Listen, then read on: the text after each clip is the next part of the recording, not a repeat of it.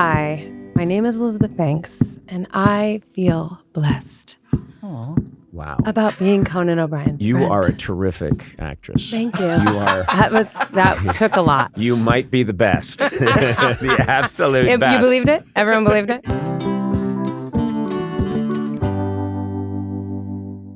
Hey there. Welcome to Conan O'Brien Needs a Friend. I'm sitting here with Sona Movsesian. Blessed to be sitting with you, Sona. Hey, that's Blessed. nice. Also, filling in for Matt Gourley is our trusty David Hopping. Hello. Also And blessed. Also, oh, yeah, sure. You're okay. also blessed to be sitting here with me, I too. think you're more blessed to be with me. But anyway, you're hanging on by a thread. We have something to talk about today, which is Sona, apparently, and I have not talked to her about this yet, but she told me that she had a very intense fracas. It's a word you don't hear much. Yeah. On the street with somebody. And I want to hear what happened. Tell your tale, Sona. Tell your tale. It was not a pretty sight. So sometimes when I'm walking Oki, I have her leash. Let's but I'll slow things down a bit. Oki is your dog. Oki is my dog. Yep. I'll take her off the leash for a little bit of the walk. Mm-hmm. A lot of people do it. Cops have driven by. Nobody cares. But this one day I'm walking by this guy's house and I have my headphones in and I hear him just like talking to me. And I take off my headphones and I turn around and he's filming me. And he's going, "Walking your dog off a leash is a crime, you C-word."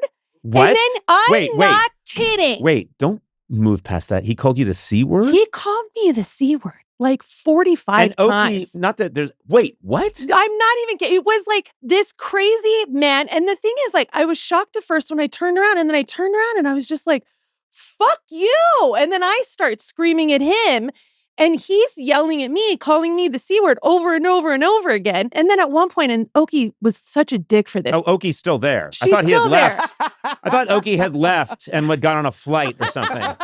She did not like the vibes. So she starts walking into the street and it makes me look bad because I'm like, yeah, he's like, "You was walking a dog is off this leash is a crime, you C-word." Like he's like foaming at the mouth. And then Oki walks into the street and he goes, "Look, your dog's gonna die and I'm gonna help kill it." What? And he's saying this crazy, crazy stuff now, to me. Is this man's had a break of some kind, I you think? don't know what's going on. I have no idea. But of course, like, instead of just being like, "Sir, you need to calm down," I yell back at him. Yeah. And I'm just calling him the F word. I'm saying he's an old, pathetic loser. Like, I'm saying all this awful and Because you run hot. I've been with you. When Sona sees red, it happens instantly. Yeah. And I remember a time, I'm sure we talked about it years ago, when you and I were in New York and we were at, I think, Sarah Beth's or something on the Upper West Side. Yes. And we were with a friend of yours. And an old man across the room shushed us because you were talking a little loudly. And I saw your pupils disappeared and your eyes were just all white.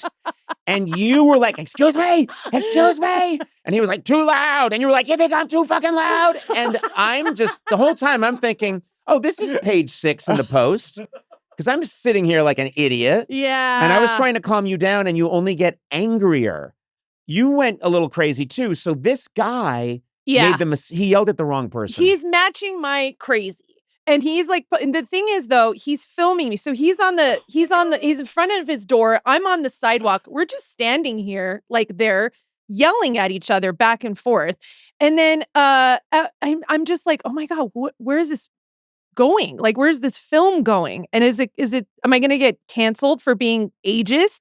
So I'm just like, at one point I switch and I'm just like, "Why are you being so rude?" And then Oh, you decided to clean it up a little bit? This is after you've already bitten him in the leg? I said some awful stuff. And then at one point he kept calling me the C-word. And I was like, "You're lucky I like that word." I go, "I've reclaimed it, so fuck you." I want to see this video so bad. No, we have to see the video. I Googled it just in case. No, it's not. How do we find the video? Well, do you think this guy knows how to post a video? I don't. He probably posted it on like Nextdoor if he posted it anywhere, but also it won't make him look good. Maybe he doesn't know. Maybe he thinks he buried the phone and said a prayer and he thinks that's how it goes out. Like he might not know. Some people... I don't know. I wouldn't know how to post a video. Yes, course you would. You'd have Okay. people do it for you. Yeah. I know. At this point, I have David take me to the bathroom.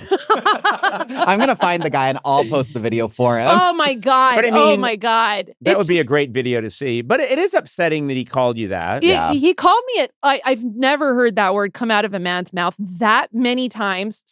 He's so angrily. And then at one point I was walking Oki and he went back inside and then I just see him pop out of the back of his house and he starts filming me again. And it got cartoonish at this point. Maybe he had a crush on you. I mean, maybe he wanted this. I don't know. That is how I used to act towards women I really liked. Oh, no. Yeah, I would wait and I would film them and I would shout the C word. And you know what? It didn't work until it did.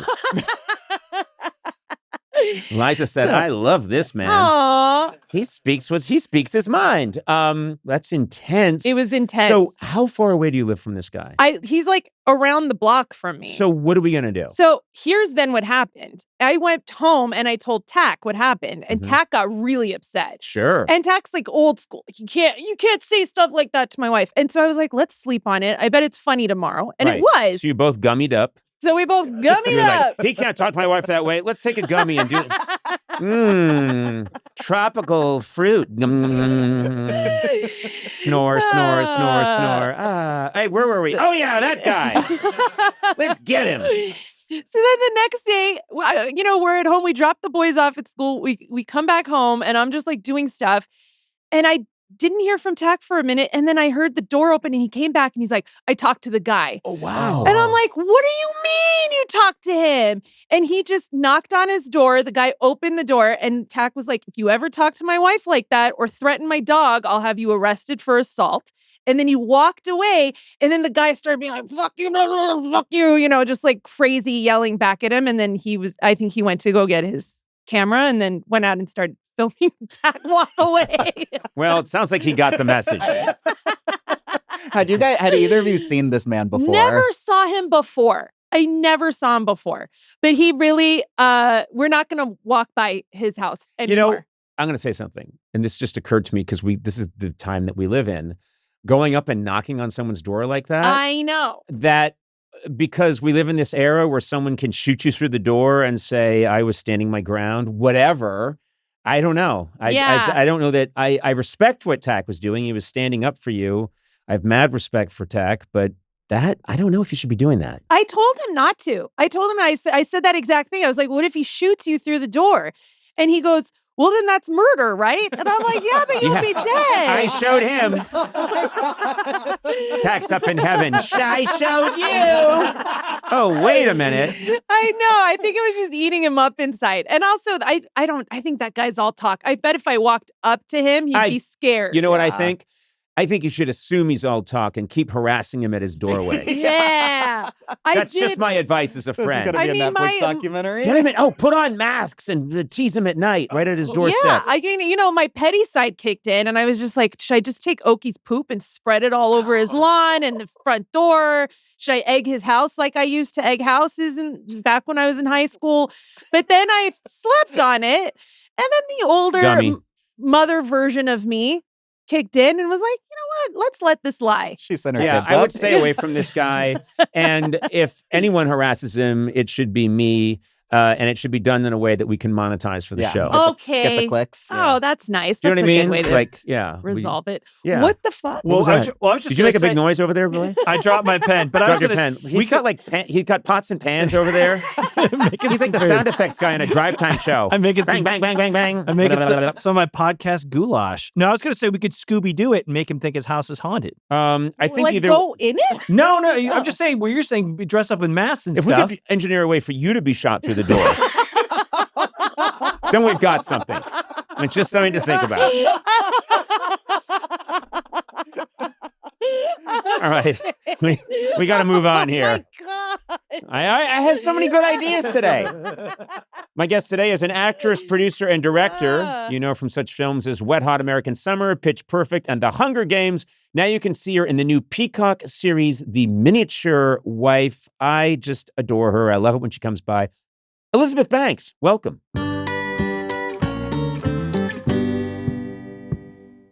This is one of those ones where the fact that the guest has to say anything about being my friend is ridiculous because we are really good friends. I know. I love you. And one of the great discoveries was that you and your super cool husband are just such nice people and fun to hang with. And we've hung out in a bunch of different situations and had a blast. Yeah. So we have a blast. I know I always feel weird whenever I do someone's podcast where I know, like where we have like a actual relationship. Yeah. That this becomes like a weird like performance of our relationship. Do you know what I mean? But you know what? This Like, we're just gonna perform being friends today. Yeah. And then we've hung out It'll go great. on a ski mountain for days on end. And I know while I've convinced you to order those mashed potatoes and that milk bread that time. Our kids have thrown rocks at each other and we've intervened. Your kid broke my TV once, as I recall. I think he did. Oh, no. Yeah, he did. Yeah. My son, always into tech and likes to take things apart, but then not put them back together He was again. like, I got it. And then we came down the remote control. We were like, we have no idea how to turn our TV on ever again. Yeah. Well, No, it's just a try delight. to bill me. Try to It's a bill me. delight. There's a lot to talk about. I'm very excited about this new project of yours, which we will talk about, The Okay. Miniature Wife, Yeah. because it looks fantastic. It's fun. It's absurdist. And you're opposite you're one of my favorites, and then you're opposite one of my favorite people who I don't think I've met. Matthew Macfadyen. Yeah. Yeah. He doesn't want to meet you. Oh, Damn it. Yeah. You know He what? told I me. I sense this. I've been in an airport lounge with him, and he has left the airport lounge Wow. Interesting. canceled his flight. Wow. Wow. He is No, he's a delight. He is so good Yeah. in everything, and so the idea of you two together, and this seems like a really funny idea. I absolutely love. Yeah, that's The Miniature Wife. See, this is me now. I have to like tell you what it is, Yeah. right? The Miniature, is that what I'm supposed to do? The Miniature Wife is premiering on Peacock in April. And yeah, it's this really fun, absurdist comedy about a couple who have a lot of relationship issues and are working through them, but then he accidentally shrinks her to 6 inches tall. And she becomes his miniature wife. Yeah. I like how you just toss that in. Yeah. Like everyone does that. Yeah, and you see where this is going. And then, right, exactly. She shrunk to 6 inches, but it looks really funny, and so I am excited about that. Thank you. And just also excited to have you on. We have a lot in common. We're both Massachusetts people. I still have my Patriots nails on from the Super Bowl. Yeah. I did my nails for the Super Bowl, and then I kept them because, we have the red, white, and blue colors for the Olympics. Nice. And all of that. And you're also a patriot. All of that's just in gone general. great. Like I am. you're- I'm very patriotic. Yeah. I just wear red, white, and blue nails at all times. I had my nails painted for Ken Burns' Revolutionary War documentary. So we all have our By different the way, reasons. how good is that documentary? It was fantastic. It's unbelievable. Let's talk about that instead. I like the part where George Washington is shrunk down to 6 inches. Yeah. Yeah. No one saw but it coming. You're from Massachusetts, but you're from a part of Massachusetts that might as well be, Oz to me. Yeah. Because I grew up right outside Boston in Brookline, Yep. and you could practically roll out of bed and step into Boston. You're in Pittsfield. Yes. I don't think I've been in Pittsfield in my life. That's you and many, many, many people. It's way out there. It's in Western Mass. It's on the border of New York. So we were sort of like a suburb of Albany. And in fact, I grew up in what we call in Massachusetts a divided house, a Yankees Red Sox house. Oh, I've heard of those. Yeah. So my dad's radio growing up his whole life, the news that they got was out of Albany, New York. So it was a lot of Yankees. And my mom, who's from Boston proper, Red Sox family. So grew up very much like we would go, I've sort of lived equidistant between New York City and Boston. So we'd go down to Yankee Stadium and we would go to Fenway. And every year we still have that tradition. I took my dad last summer. We'll go again this summer. Like it's still our tradition to watch the Yankees and Red Sox. Okay, I'm a good deal older than you, but I don't know if this was your experience growing up because things may have changed. The Red Sox Yankee rivalry became more genteel at some point. And I also think baseball in general, because teams switch up their rosters practically every year. Yeah. I come from the era where, the Red Sox team stayed the Red Sox team and changed very little for years and years on end. And it wasn't a rivalry with the Yankees. We hated them And everyone in Boston hated them, and they hated us. Yeah. And there were fights, between players, and there were brawls, and it was this vitriol. And late now, it feels like it all got more genteel. Do you know what I'm talking about? I do. I absolutely agree with that, actually. And I don't know how that happened. When did that happen? It's interesting. Yeah, I remember the Big Poppy years, the Damon, and all those years were like, yeah, well, because also it was the rivalry was we would get so close. I remember I watched them win, the Red Sox win against the Yankees going to the World Series in a hotel bed, like crying, like, like finally. Yeah, I know. When they finally won the World Series, I had the same thing. I was crying and calling my brothers, and we were all emotional. And crying for us means slightly moist eyes, which could have been pollen, by the way. That's the Irish way. Yeah. That's the Irish way. So you grow up in Pittsfield, and then it's like, it's also rural. So I picture you like running around with unicorns. We did it. Unicorns is interesting. Do you know how many people think unicorns are real? Unicorns and dragons, real. I love Really? that. Oh. I didn't know that. That's like our shared mythology. I'm fascinated by humanity's shared mythologies, and that's one of them is unicorns and dragons, right? Because dragons were in every culture, and they never existed as far as we can tell. And so you're sort of like, what were people all over the world in different cultures imagining the flying lizard thing was? I'm okay. And we all agree that it's like in all of our literature. I will believe in a dragon long before I will believe in a unicorn. And I'm just saying this to anyone out there that thinks there's a unicorn. There is no unicorn. No unicorn. There never has been a unicorn. I had a friend from stupid. Australia who 100% believed unicorns were real. As an adult woman, I had to be like, they're not. I don't know how to break it to you. No, and I felt terrible. There's a medication for that.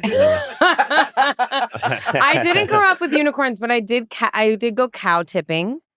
And I had one of those very like John Hughesian high school experiences, running around in the woods and like rolling kegs out into, a cornfield.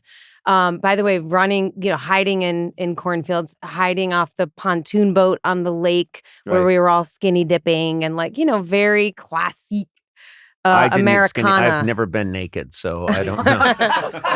I was I imagine you covering your junk with a washcloth in the shower at all times. Like, just doesn't want to take a peek. Liza once saw me naked and I shrieked. Oh, no. And I'm suing her. I feel violated. So, what's funny is you were a jock. You were really good at sporty. I don't know. Yeah, I was sporty. Yes. I was. You were a big old jock. Can you imagine? You were a weightlifter and a shot putter. You had I've seen pictures of you, thick neck. Yeah. Thick. Your neck just went right into your head. It's called bulk. It's called bulk. I had bulk. But you were a great softball player, right? I was on the all-star softball team. And that was kind of the track you were on. Well, I needed money to go to college. Yep. So I definitely thought I better be sporty and maybe I'll get recruited. So I don't know. When you're 13, what do you know? And so I was really into it. My dad loves baseball. That's why we've been talking about it. It's so funny. And he was like a coach and he was just really into it. So it was also just I'm the oldest and it was sort of my way of really spending a lot of time with my dad. And played a lot. And then I was sliding into third base at a practice and I spiral fractured both my tibia and fibula. And my foot was hanging sideways to my knee, 90 degrees, just dangling off there. And I spent a really long time on crutches and in a cast. And that fall, which at the time was the worst thing that had ever happened to me and was a dream crusher on every level, and separated me from all my friends and the thing that I like to do. I found acting because of it, which is crazy. That's interesting because this ties in with this theory. I try to tell this to young people. There are so many times where this giant boulder lands in your path and you're convinced this is the end. You did it you said that in your commencement speech. Yeah, you think it's over and then you take a different road and you think, well, this is, and I think I swear to God, I've had 7 of those. And then later on you think, oh my God, Look at the life you've had. Of course, it is so hard to see it in the moment. Yeah, you can't. That's the thing. You can't. You got to go through it. There's no seeing it in the moment. You have to get all the way through it and then sort of take that look back. And, the older we get, and Lord knows I'm so old now. You're a child. I'm looking at a child right now. Old. And you get that perspective comes more and more and more. And all those like really big feelings you had about these very big moments in your life, they really start to fade, don't they? Those feelings, they just get a little smaller and a little gentler, and you're just so much easier with all of that. And I feel so easy about that time in my life when, in fact, it was really, really bad. Like bad. And you're crushed. And I actually think that is maybe the biggest role of being a parent is just to provide perspective, because there's so much we can't. Initially, once you're past the feed them, help them grow, get them clothing and shoes, once there's all that stuff, but then there's this whole part that you and I are probably getting into more now, where it's just explaining to them it's not as bad as you think it is. I know. Literally, that's 99% of the job. It's 99% of life. Yeah. And them saying, you're not right, you're an idiot. I think it's so, being a parent of teenagers, which is me now, is,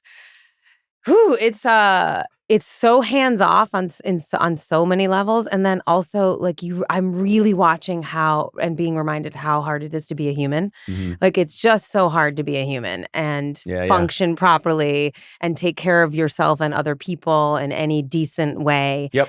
And we have so little leadership to point to at this moment in time, and so you're sort of like, teaching them how to be a decent it's impossible. Yeah. It's impossible watching them. I was so proud once of the fact that I've calmed down. I have more perspective.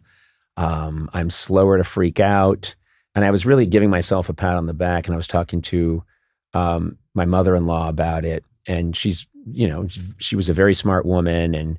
And she had, trained as a therapist. And so I was explaining to her, I've really come a long way, and I think I see it. And she said, well, your testosterone levels have fallen a lot. Exactly. And I just was explained to her, I never had a lot of testosterone. They've actually gone up. I'm taking a pill now, but no, But she was right. I realized, okay. So much from my Zen wisdom. That middle age really, remember, we're like 2 generations away from people who only live to 50, right? Yep. So like once you're past that, you're in some evolutionary place that humans have never really been in. Yeah. And it is so true. I had a girls' week in Utah recently, skiing, I was not invited. My favorite thing. Did you think you would be? Yeah, I like to be invited to a girls' week. Oh, I blend right in. He does. We'll get a mani-pedi and we did. We did have massages. But just talking about how little we give a shit about so many things that used to really get in our craw, and now we're just I think it's just you literally lose the hormones that make you care enough to like mate and do child rearing. Yep. And now I don't have any of those. Right.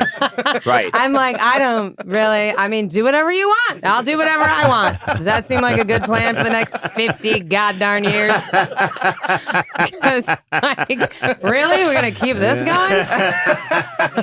Because my body is saying, nope, it's over. Well, this is what you have to look forward to, kids. Exactly. If you're in your 20s listening to this, that's what's coming for you.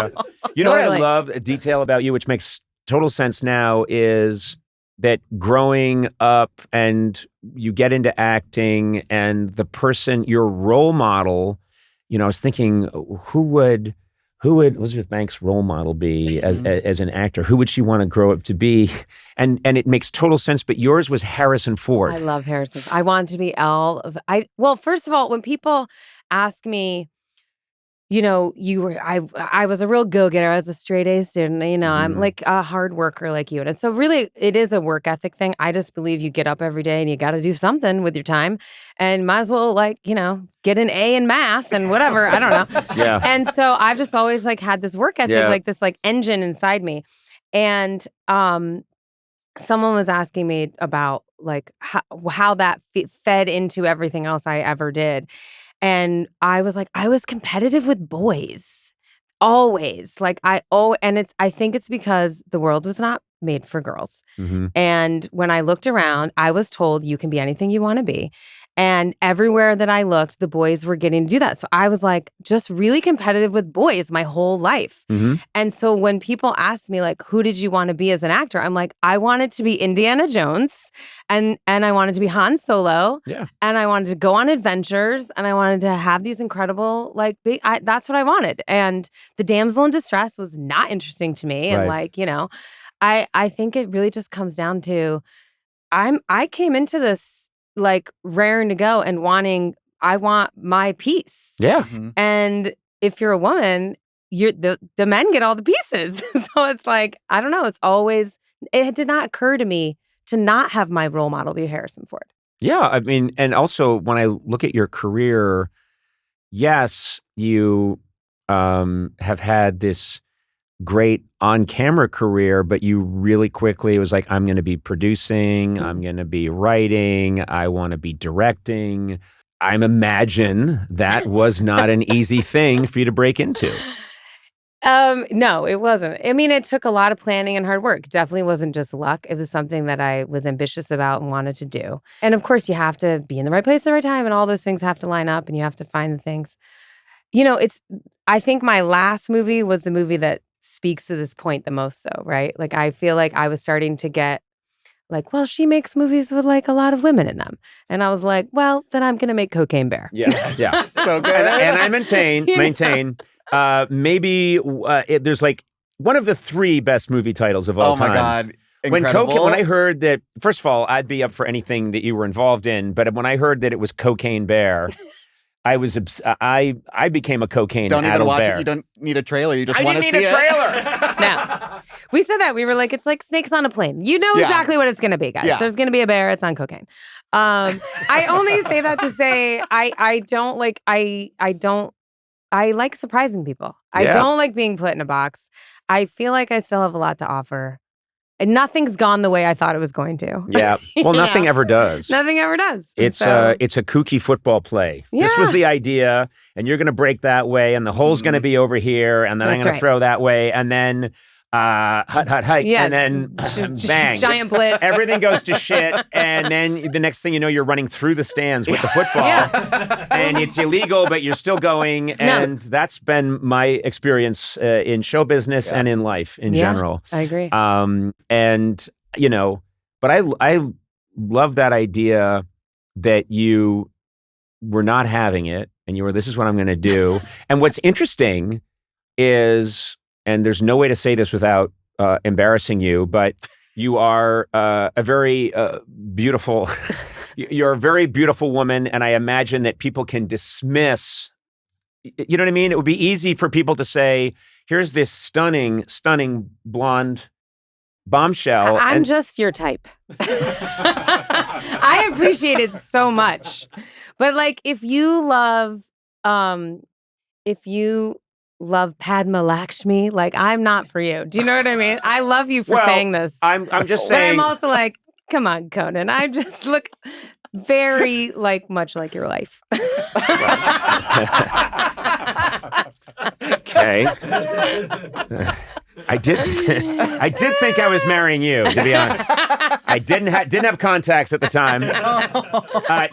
Yes, my wife is wife is very beautiful. You are both very beautiful, but I'm just saying I didn't know you the first time I started seeing you and things. When I saw you show up on 30 Rock, you are quite stunning, and I don't know if that makes it easier for people to say, what do you mean you're going to produce? Or what do you mean you're going to direct? Mm-hmm. Yeah. Well, also I was look, I'm that blonde actress, small boobs, and I have a husband that produces with me. So it's okay, the actress and her husband are going to make a movie. And it's like, Mhm. we're going to try our hardest. I don't know. I don't want to say it's easy to dismiss somebody who's good looking because I've had a lot of success being good looking.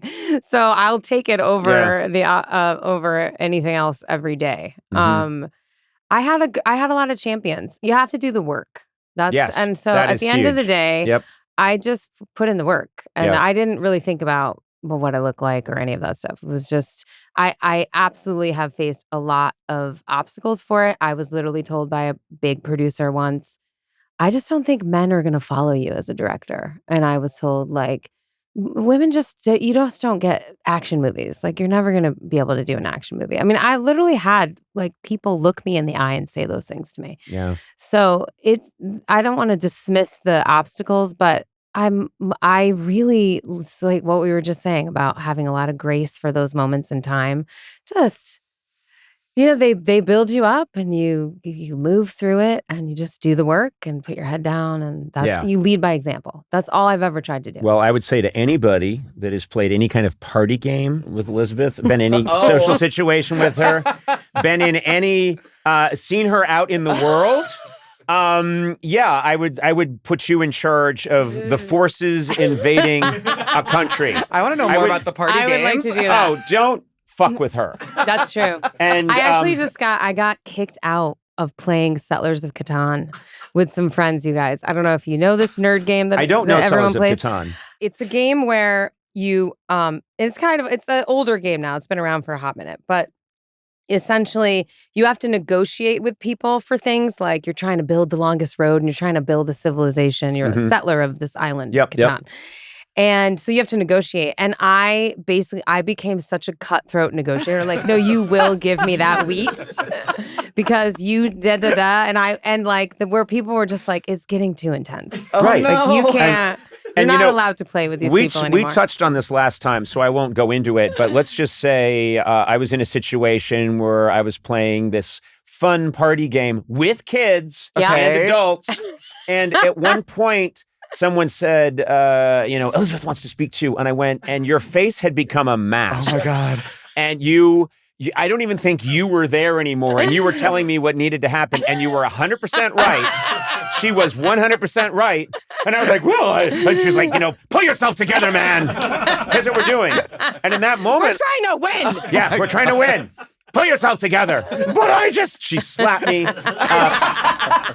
But in that moment, I saw hey, Eisenhower did a great job with D-Day. But had he not been available and we had a time machine, I'd get Elizabeth Banks.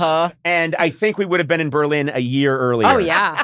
I would have handled that. Yeah. So really impressive. Its entire theme of our conversation so far is my intense competitiveness. I'm feeling it. But also I don't have any issue with that. I like people that care. I like people that do the work, have a really strong work ethic. And I think the rule is you need to treat other people well. Yeah. And sometimes it can be tempting if you're really incredibly determined and psyched to not treat other people well, and you have to watch yourself all the time, or you can be brusque with people. And David, of course, you've never seen that happen once? No. Okay, you're dismissed, by the way. Okay, bye-bye. But so yeah, it's a constant challenge, but I think do the work and care about it. It is funny. I mean, you're bringing up I've definitely had those moments too, though, where as a leader, I'm like, oh, not everybody wants to work 100 hours this week. That's just me. I'm like, oh, right. Yeah. You do really have to take care of people that are, I want to go 1,000,000 miles a minute, although less so now. I say that every day. But you know what? Here's the thing, because I say that all the time. I know, and you're Liza's, and I was saying to Liza, why do people make me? And she'll always step in and go, no one's making you do anything. I know. You had this idea. You said we're going to build a giant catapult. Yeah, exactly. And whatever. So yeah, exactly. So it's my own. You doing. always will say hey, let's try to keep the schedule a little light next month, and then that's say yes to everything. Every month of my life, and it never happens. I'm always like, oh, yeah, saying no. No is a complete sentence. Here we go.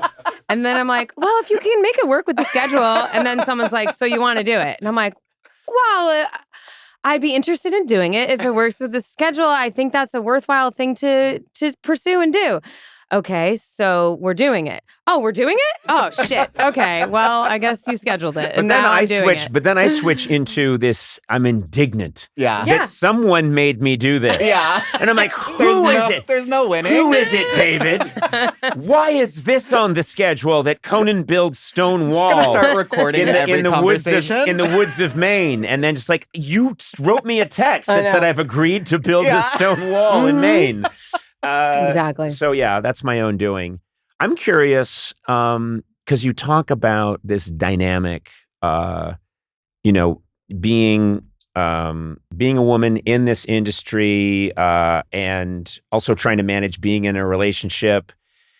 I feel like all of this would be addressed in this new show a little bit. Ah. Do you know what I mean? Don't you love a segue. No, but that's what I was thinking is like this. There's this obviously really cool looking because if people check out the show, it's a very cool when you shrink down and you're having these scenes with Matthew. It's a very cool looking, like fun looking dynamic. But then I'm thinking like this is talking about something that's probably close to your heart.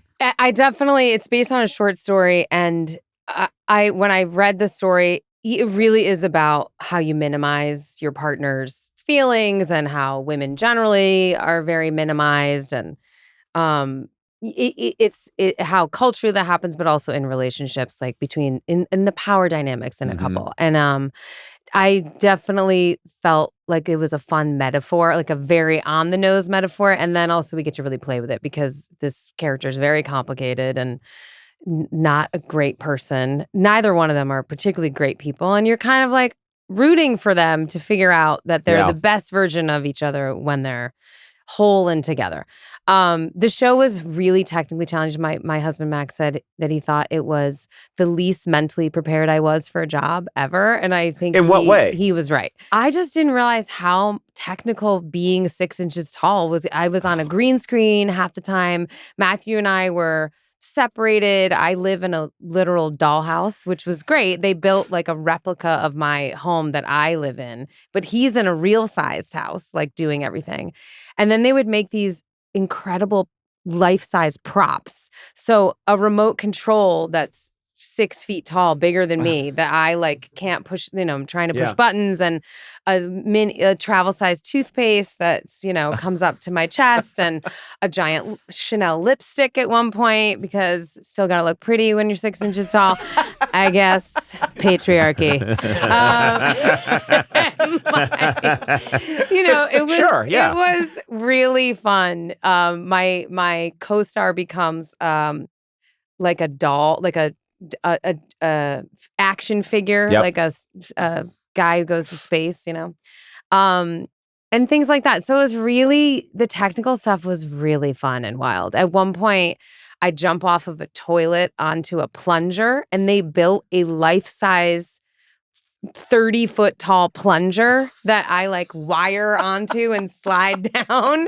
And it's incredible. Like a toilet plunger. But aren't those the moments? That's amazing. I have moments. I walked on the set. I was like, how does this happen? I don't know people's brains are and this this is where incredible. You're saying, hey, where's this AI I've been hearing so much about? Exactly. But I have so many moments in my life, because I went down this crazy, stupid path, where I step outside my body and say, what are you doing? I'll be in an absurd situation, in an absurd outfit, doing an absurd thing at my age. I know. And you just do it because it's the work. Yeah. And then you're standing there and you're stepping outside yourself and you catch a glimpse of yourself in a reflection and you go, what happened? Totally. And so you're thinking, okay, I got into this to be Harrison Ford, and I'm jumping off a toilet onto a plunger.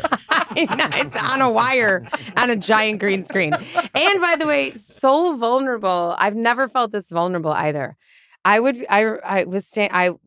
would stand on this giant green box 30 feet in the air. So I would get like wired up onto it. I'm in all this like gear, and the whole room is green except for the area where the crew is. Mm-hmm. And right before action, I would be like, okay, so where am I again? Right. So I'm outside. It's snowing. There's a cat chasing after me.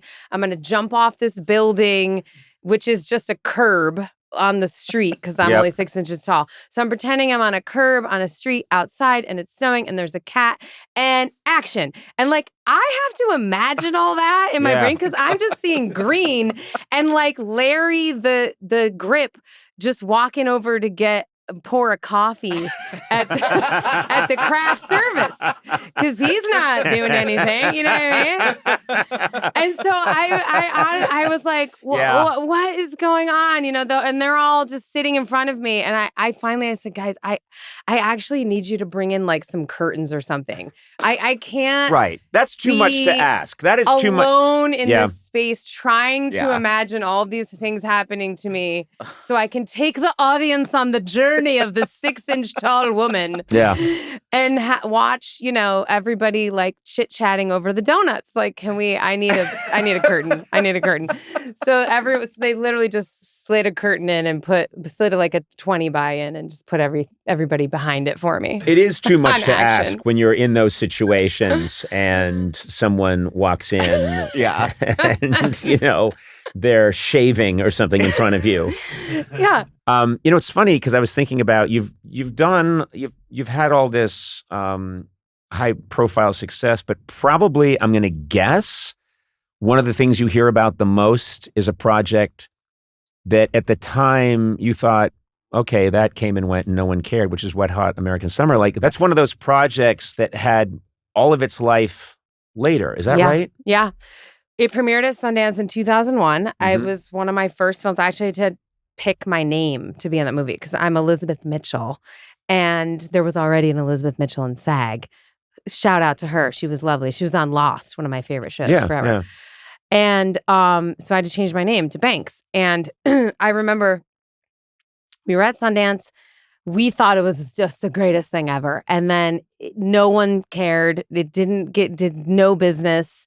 And then it started showing, I remember in New York, I want to say like at Webster Hall or somewhere, it started showing like late, like how they used to do, what is that? Rocky Horror Picture. Thank you, Rocky Horror Picture Show. Yeah. And so they were having these screens and it was getting like a little traction. And this is back when DVDs happened. So then people just had the DVD of it, I guess. And it completely changed my life. I went to Sundance. I met my manager to this day, 25 years now it's been, and started going on real auditions, some of which in those very early days I auditioned for to be in Spider-Man and Catch Me If You Can, and that led to Seabiscuit, which actually put me on the map in Hollywood, and then years later got an audition for 40-Year-Old Virgin because all those guys, Seth and Evan and all those guys were addicted, loved it.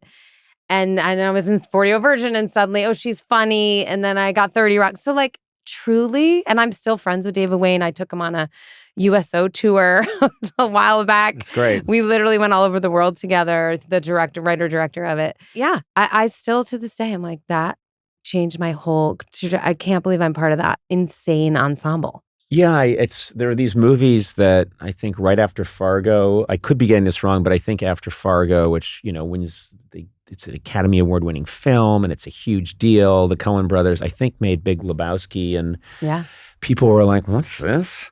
And this is weird, and it's at the time, even people making it, on the set were probably thinking, what is this? We're making giant bowling pins and what's happening here? What are we doing? And then, that's probably that's the movie that people know every word to, every single word. And it's become this, this text that generations memorize. I'm going to shout out, we were skiing. Conan knows where I ski. Ooh. And we were skiing and we were getting lunch. And the waiter brought our lunch out and he was shaking and he had sauce all over his face. And I didn't quite clock it at first that he was basically like, I have barbecue sauce all over my face. and he was doing like an homage to the barbecue sauce scene in what had from 25 years ago. Yeah. This like 22-year-old, and he was so excited that he was talking. And I like shout out to this guy because he really committed to the bit. Yeah. It was very impressive. All my friends were like, "What is happening?" Yeah. and the minute we got it, he just lit up with joy. Like, okay, it worked. Like she understands what's happening. And then you had him fired. Such like a deer. Like when people are like, "What's the weirdest thing a fan's ever done?" That's close to the top of the list. But you know, that is it's one of those gifts that just keeps giving. Yeah. Where you do something, you made it. That's a very discrete time in your life when you're very young, and then someone who's wasn't born, literally not born when that was made, is now so hears that you're out there, and needs to do this to connect with you. Isn't and that that's the so nice wild? thing too, is in those moments you want to be the person that they want you to be. I know. You know what I mean? Oh, of course. You don't want to be like, hey, that's not funny. Get that stuff out of your face. Get that off. Get out of here with that. No, I always look at it. I get to come and talk to you and get to do these things because people watch the things that I make. Yeah. Like, period, full stop. Sure. If people didn't care about the stuff that we made, you and me wouldn't get to be here. So I'm constantly like, thank you so much to anybody who cares at all to watch it. It amazes me constantly. Okay, you've made this show, and what's the next step for you? And what's going to the future? Are you really going to try and calm down a little bit, or is that total bullshit? I literally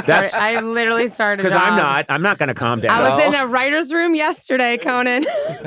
How much do you love a writer's room? I love a writer. Yeah. Who doesn't love a writer's room? Well, I think there are people that don't, probably, but I love it. It's the only place I stop them from doing work.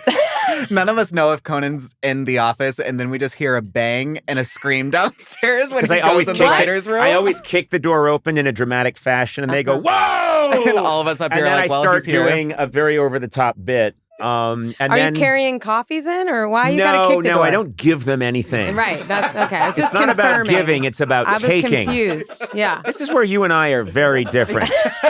I'd have torn that guy with barbecue sauce on his face a new asshole. How dare you, sir? I'm trying to enjoy my après-ski. Manager? Well, this has been an absolute joy. I love you dearly, and yes, I love you too. You look a lot like my wife. It's not weird. It's not weird at all. And I think Max gets it, right? He does. He gets it. He gets it. And you know what the nice thing? Not threatened at all by me. No man is. Take your shot, Conan. Take your shot.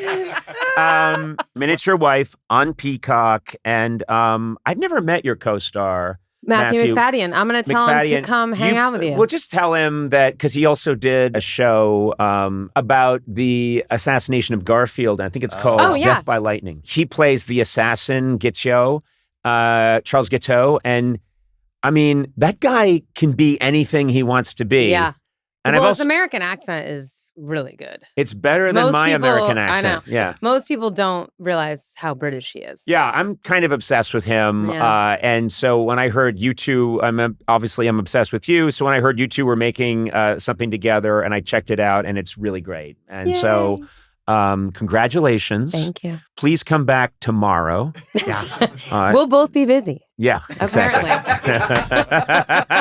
I'll start managing your schedule too. Yeah. How do you get into my schedule? Yeah. I'll reluctantly say yes, and then I'll just be here. I'm judging a potato sack race in Quebec. All right. God bless you. God bless you. God bless you. Okay, welcome back. We're going to do a staff review today. These have been quite popular. It's where I pull people in from our little Team Coco staff and talk to them. And we find out all kinds of amazing things about the wonderful people that make up my empire. And today we've brought in a young lad named Sean Doherty.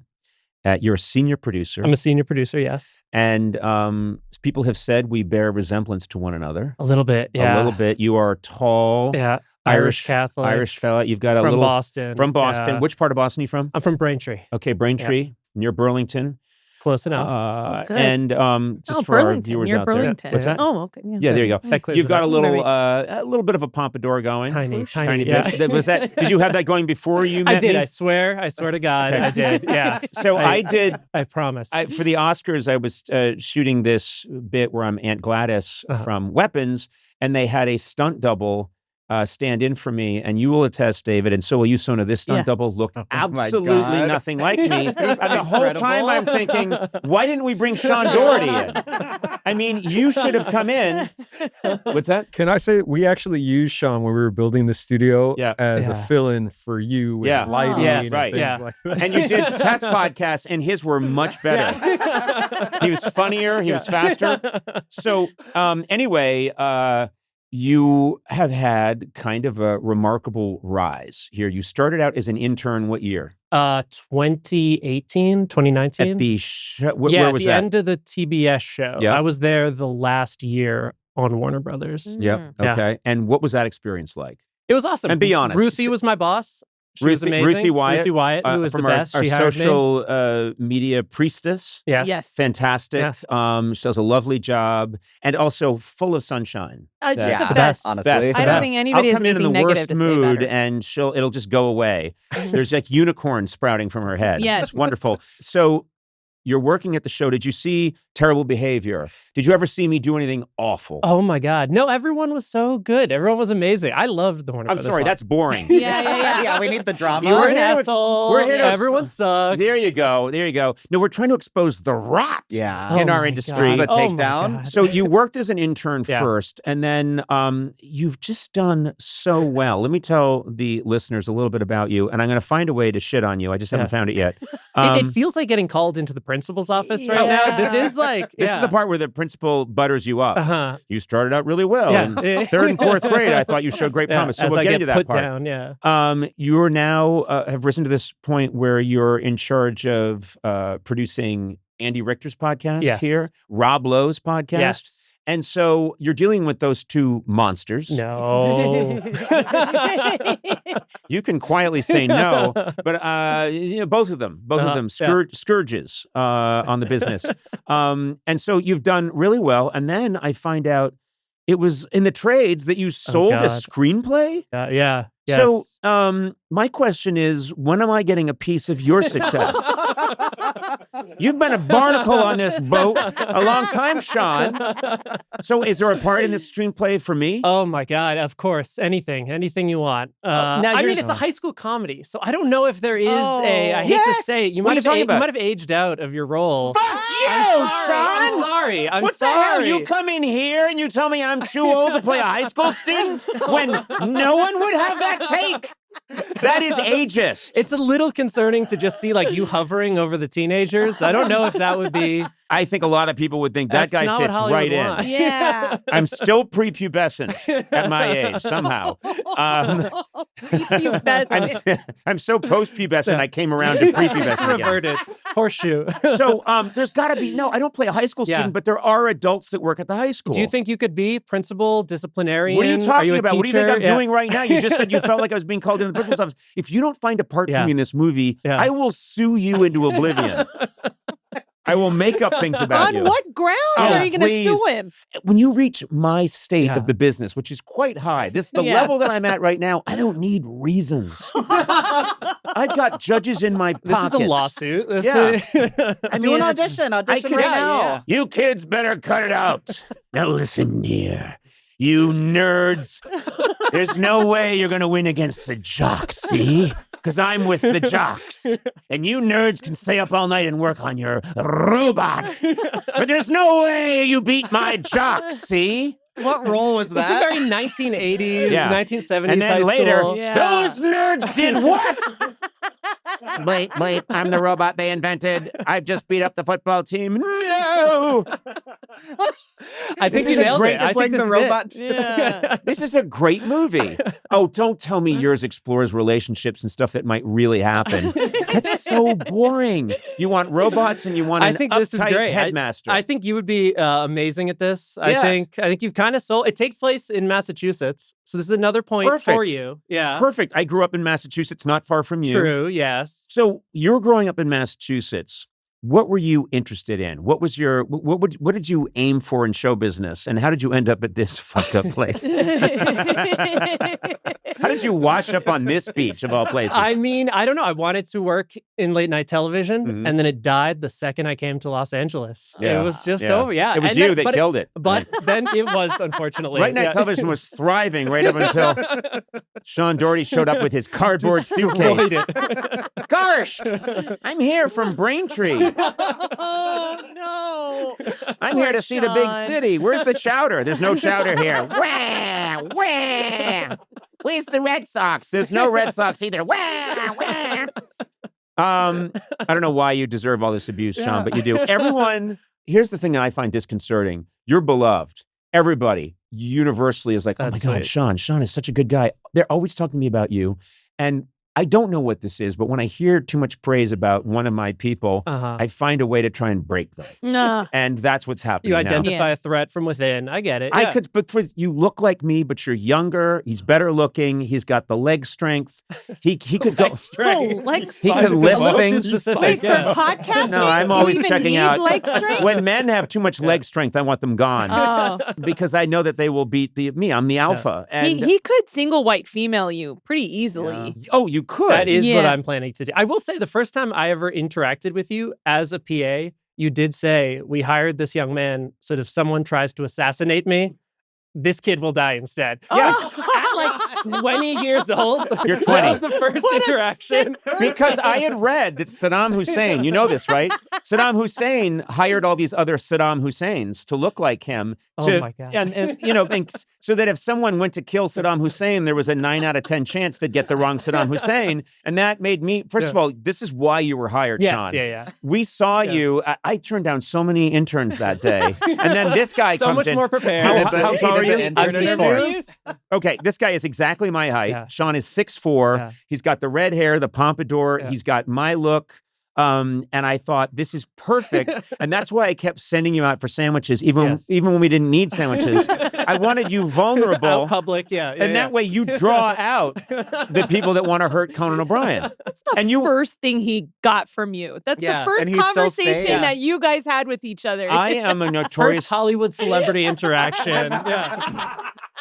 And it's, you will take a bullet from me. And not... You won't do it. You'll do it against your will. Yeah, not out of loyalty. No. It was. And it worked because he was attacked constantly when he went out. I had him wear a T-shirt that said, I am Conan. Vest, He would come into the office with arrows sticking out of him. Rocks had been bounced off his head. He'd been kicked by old women. And it was like a sponge that sops up all the hate gravy, you know? I love the thought that the people attacking you are old women. Yes. Yeah. You lousy. And you're so scared of them, you send out a decoy. Yeah. I send out a 20-year-old kid. And he just gets beaten. They're hitting you with their purses. They're throwing old Necco wafers at you. And yet I stuck around. I said, give me more. So what's the dream? You've written this screenplay now. Would you like to... With my friend Caroline, yes. We co-wrote it, Okay, and don't tell me the whole idea, but the basic idea is these are high school students in Massachusetts. And it's an homage to The Apartment, the Billy Wilder movie. Oh, that's terrific. Yeah. That's great. We'll leave the title out of this, but it is, that makes it sound classy. Yeah, and it's called The Fuck Boat. Yeah. Okay. Well, suddenly I'm distancing myself. Sorry. Yeah. Distancing myself from the fuck boat. By the way, I wrote good luck with that. I wrote a screenplay called The Fuck Boat that 1987 went nowhere. But what happens next, theoretically? You've sold it. Is there how does these things get made? How does it happen? That's the $1 million question. I mean, I don't know. I know very little about the film business. But you're a movie star now too. It's true. Yeah. I'm just flooded with offers. No, I honestly don't understand that business at all, and increasingly I don't even understand the business I was in. It's all changing so much, but that's very impressive that you sold a screenplay. And you're kicking ass here at the show, and people, again, much to my irritation, think you're a wonderful person. And I'm tired of it. I'm really tired of it. So we're letting you go. That is all right. This was the exit interview. I could feel it coming. And I'm filing a complaint with the Writers Guild. Perfect. Yes. That Fuckboat is my title. I had a catamaran when I was in high school, and I called it my Fuckboat. And you know why I called it my fuckboat, David? Why? So I'd get on it and ride around a little pond and go, nobody wants to fuck me. Oh, what a twist. What a twist. Oh, boy. The audience is just so sad watching it. Yeah. Me going in a sad circle. Charlie Brown music. There was no wind. Charlie Brown. Nobody wants to fuck me. And then, well, good night, fuckboat. So that was my screenplay. Yeah. I think yours is going to be better. Thank you very much. Yeah. Sean, thank you. Appreciate it. Honored to have you on the team, and hilarious that my first comment to you was that you will draw my assassin.